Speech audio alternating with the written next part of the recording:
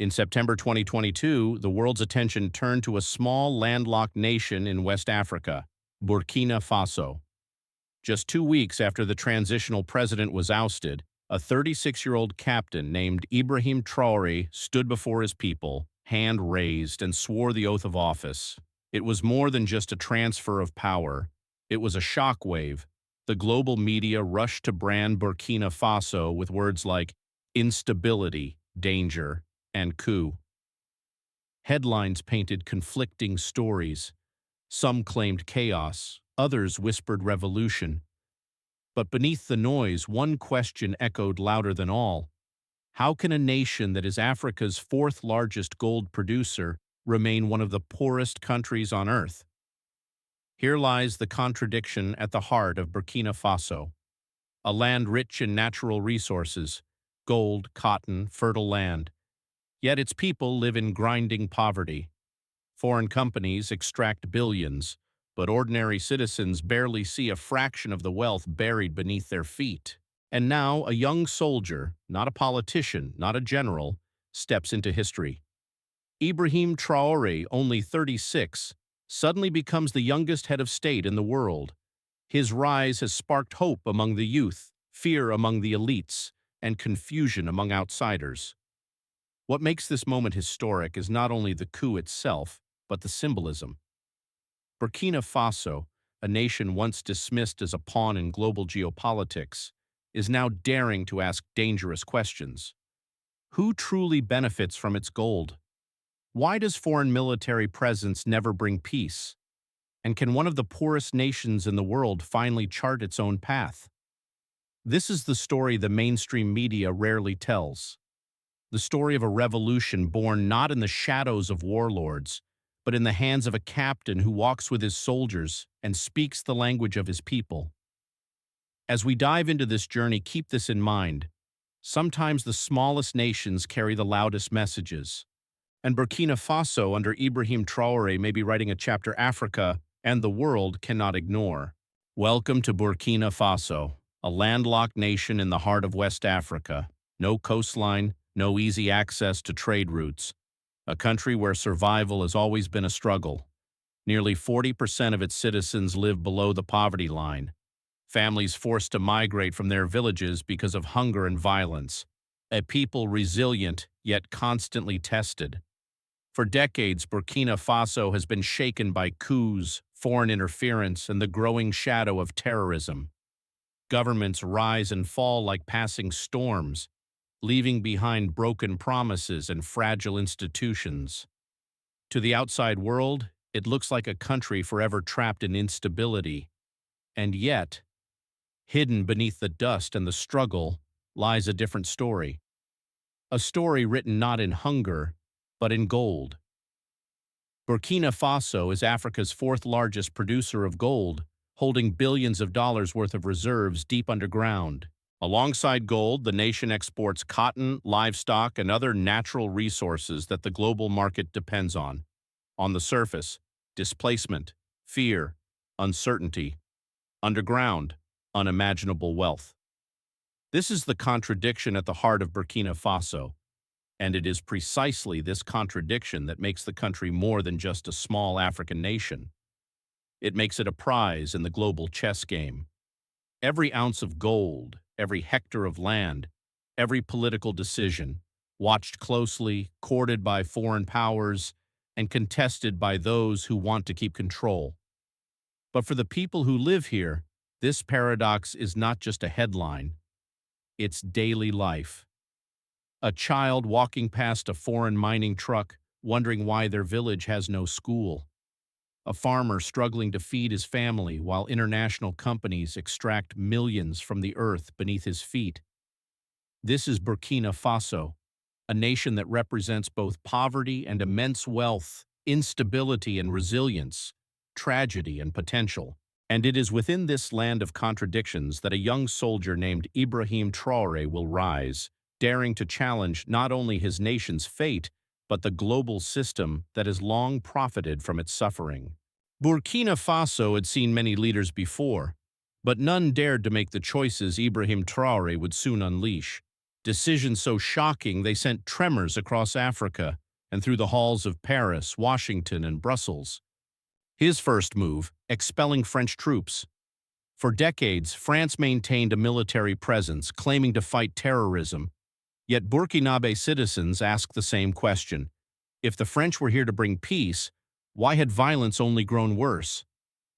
In a bold stroke, Traoré told them to leave. Tanks rolled out, flags came down, and for the first time in generations, Burkinabe soil was free of French boots.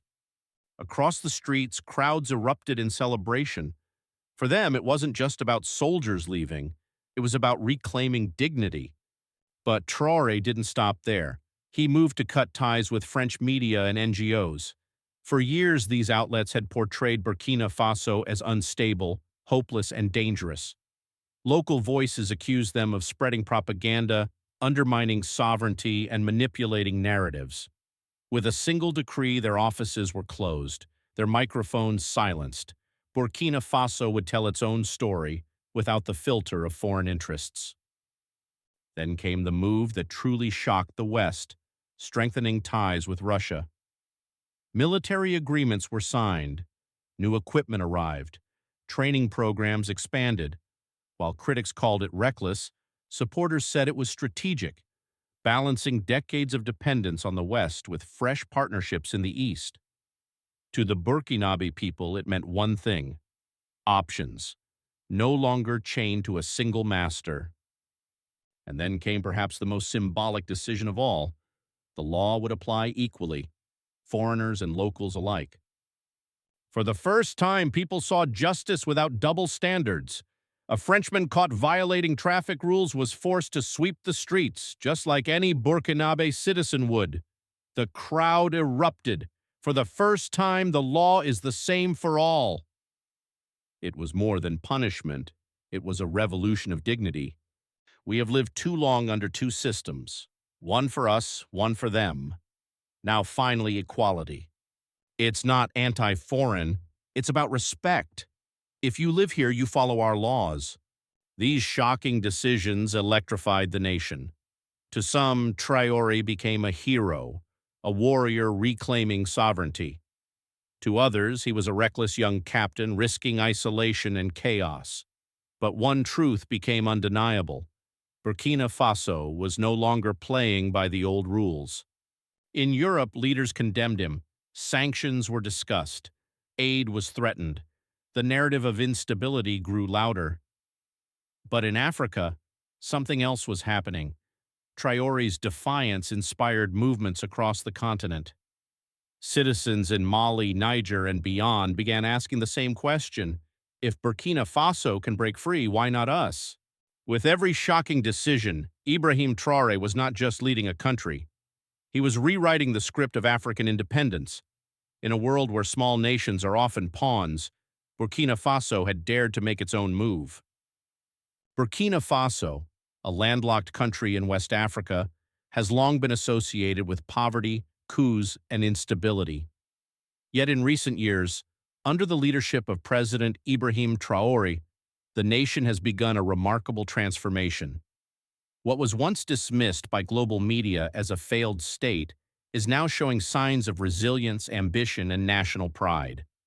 This journey of rebuilding is not only about infrastructure, but about identity and independence. One of the first visible changes in Burkina Faso is the installation of surveillance cameras across major cities.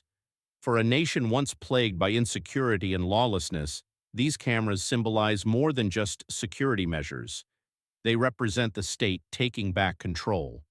Streets that were once chaotic are now more orderly, and citizens feel safer knowing that crimes will not go unseen. It is a step toward accountability, showing the people that the rule of law applies to everyone equally. Another major achievement is the rebuilding of roads and transport infrastructure.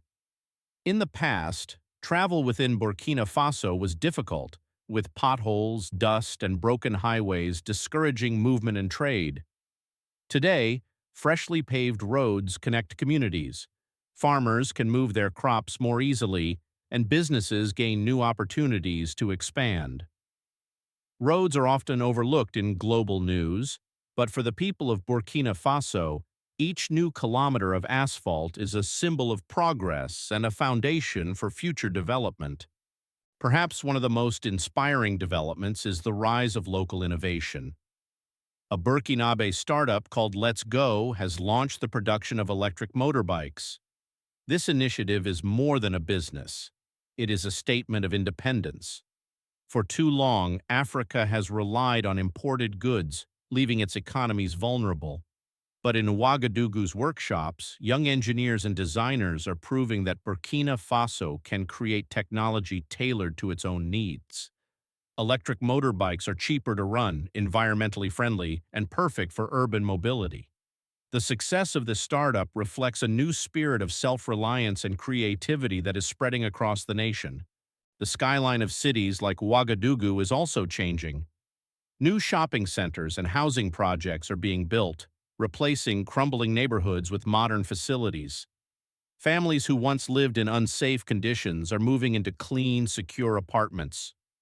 Shopping centers bring not only convenience but also jobs, business opportunities, and a sense of dignity. These projects are physical reminders that Burkina Faso is no longer waiting for international aid to define its progress. It is shaping its own destiny. One of the most powerful symbols of sovereignty came with the launch of Burkina Faso's national airline. For decades, the skies belonged to foreign companies, and Burkinabe travelers paid high prices just to fly within their own region.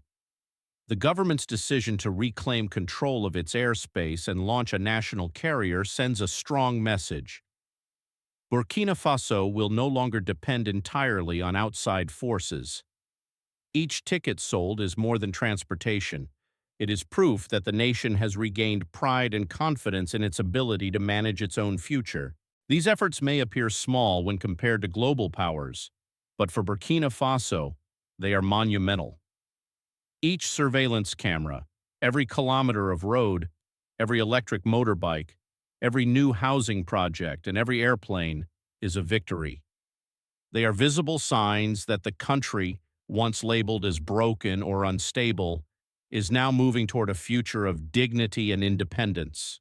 The rebuilding of Burkina Faso under Ibrahim Traoré is a reminder that development is not only about foreign aid or international organizations. It is about the will of a people to stand up, innovate, and work with their own hands. From the streets of Ouagadougou to the skies above West Africa, Burkina Faso is showing the world that it is more than a land of contradictions. It is a nation reborn. For decades, Burkina Faso's gold has been both a blessing and a curse. Beneath its dry soil lie vast reserves, making it the fourth largest gold producer in Africa. Yet for most of its modern history, this wealth never belonged to the Burkinabe people. Instead, foreign companies dominated the mines, extracting billions while leaving behind only scraps. The numbers are staggering. While international corporations pocketed fortunes, Burkina Faso received only 10 to 20% of the revenue. This was not just business. It was economic colonialism in disguise. Foreign mining giants dug deep into the heart of Burkina Faso, exploiting resources while entire communities nearby struggled with poverty, lack of clean water, and poor infrastructure. The land was bleeding gold, but the people lived in dust. That story, however, is now changing. Under the leadership of President Ibrahim Traoré, Burkina Faso has entered what many call the Golden Battle. For the first time in history, the state itself is taking full control of its natural resources. No more waiting for international aid. No more begging for development loans. Instead, Burkina Faso is buying its own mining equipment, running its own extraction sites, and selling gold directly on the world market. This shift marks a radical turning point.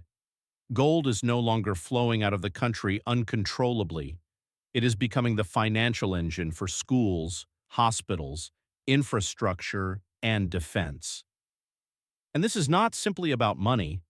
It is about sovereignty, about proving to the world that Burkina Faso will no longer play the role of a victim in the global economy.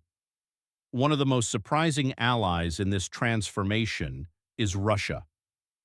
Unlike former colonial powers, who often tied aid to political control, Russia has offered technology, expertise, and equipment.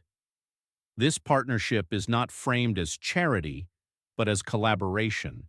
Instead of aid packages that create dependency, Burkina Faso is gaining tools that allow it to stand on its own feet. Critics in the West may call this risky or even reckless, but for ordinary citizens in Ouagadougou and across the countryside, this new path is a source of pride. For the first time, they see gold trucks rolling out of mines with the knowledge that the wealth is being reinvested back into their own land. It's not about pleasing Paris, London, or Washington. It's about feeding Burkinabe children, building Burkinabe hospitals, and financing Burkinabe roads. And gold is not the only card in this high-stakes game. Burkina Faso is also one of Africa's top cotton producers, sometimes called white gold. For years, raw cotton was exported cheaply, with profits once again ending up overseas. Today, there is a push to keep more of that value at home. Processing, textiles, and fashion industries are slowly emerging. This dual strategy, leveraging both gold and cotton, could transform the nation's economy within a decade. But make no mistake, the golden battle is not just about economics. It is about identity, dignity, and survival. When citizens cheer for Ibrahim Traoré, they are not just cheering for policies. They are cheering for the dream of a Burkina Faso that can finally control its own destiny. The road ahead will not be easy. Global markets are volatile. Powerful interests do not give up profits willingly. And history shows that any country trying to break free from dependency faces pressure from all sides. Yet the determination is clear. Whether it's through state-led mining projects, cotton innovation, or new partnerships with non-Western allies, Burkina Faso is making a statement to the entire world. Our resources are ours, our future is ours, and this time, we will not let it slip away. The golden battle has begun, and if it succeeds, it could inspire a domino effect across Africa, reshaping the balance of power over the continent's wealth. Progress always comes with a price, and in Burkina Faso, the road to sovereignty is anything but smooth. Banks, the very institutions meant to fuel innovation, often turn their backs on the nation's youngest minds. Brilliant entrepreneurs with bold ideas walk into offices with proposals for new apps, sustainable farming, or local manufacturing, only to leave empty-handed. Paperwork, outdated rules, and sometimes even outright refusal block the very generation that could lift the country higher. At the same time, the war effort demands sacrifice. Taxes rise, and families already stretched thin must give more. But here, something surprising happens. They pay. They pay not out of fear, but out of a shared belief that the nation must be defended, that the struggle belongs to everyone. Mothers in rural villages contribute their share. Merchants in crowded markets hand over coins. It is a quiet, collective act of defiance against those who wish to see the country broken. Yet the shadows remain. Terrorist attacks continue to strike, a convoy ambushed, a marketplace bombed. The scars of violence cut deep into daily life, reminding everyone that peace is fragile and the fight is far from over. These attacks are not just military strikes. They are designed to break morale, to sow fear. But each time, citizens bury their dead, rebuild their homes, and return to their fields. And then there is the enemy no army can shoot at, the climate crisis. In the Sahel, heat is rising to unbearable extremes, 47 degrees Celsius, heat that makes the air shimmer, heat that cracks the earth beneath your feet. Drought stretches across farmland, with rivers turning into dust and crops withering before they can grow. Food insecurity creeps closer, threatening to undo the progress made in cities and villages alike. Children walk miles in search of water. Families ration grain. Hunger becomes another silent battlefield. This is the paradox of Burkina Faso's rebirth. As the nation builds, it must also endure. Every surveillance camera, every rebuilt road, Every new gold mine comes at a cost paid not only in money, but in sweat, tears, and sometimes blood. And still, through all of this, a question echoes. Can a country under siege from banks, from terrorists, and even from the climate itself truly stand on its own? Or will these struggles forge a resilience so strong that no external force can ever bring it down? Burkina Faso, a small landlocked nation in West Africa that has become more than just a country. It has become a symbol of resistance, pride, and possibility. For decades, outsiders described Burkina as fragile, unstable, even hopeless. But today, this small nation is sending a message so powerful that the entire continent is watching. Because if Burkina Faso succeeds, Africa changes forever. Think about it. A country with no access to the sea, plagued by repeated coups, foreign interference, and poverty. Yet now, under a new wave of leadership, it dares to stand up and say, "We will not be defined by weakness. We will not be ruled by outsiders. We will build our own destiny." That's why so many call Burkina Faso the small country with a big message. Its struggle is not just about borders or politics. It's about dignity. It's about proving that even the smallest African nation can inspire a continental shift towards independence, towards unity, towards a new future free from exploitation. On the streets of Ouagadougou, you hear chants that once belonged to a movie screen but have now become a rallying cry of real life: Wakanda forever. For the people, this is more than just pop culture. It is a declaration of pride, a reminder that African identity and strength are not fantasies. They are alive here and now in Burkina Faso. The youth especially feel it. They see their president walking without fear among citizens, rejecting special treatment, standing as one of them. They see mines being reclaimed from foreign corporations, roads being rebuilt, technology partnerships forming with new allies. They see symbols of progress, small steps, yes, but steps taken by their own hands, not dictated by outside powers. And that changes everything. For the wider world, Burkina Faso Rising is a shock. How can one of Africa's poorest countries suddenly claim such confidence, such determination? But the truth is, this confidence was always there, hidden beneath the surface, waiting for the right moment to erupt. Burkina Faso Rising means that other African nations, long silent under foreign influence, now see a path forward. They see a neighbor who dared to say no to exploitation and yes to sovereignty, and the people of Burkina know, if they can win this battle of dignity, they will not win it alone. Their victory will echo across the entire continent. So when you hear the chants, "Wakanda forever," do not dismiss them as just slogans. Hear them for what they are: a vision, a promise, a prophecy of a new Africa rising from the heart of Burkina Faso. Because this is no longer just about one nation's survival. This is about rewriting the story of an entire continent.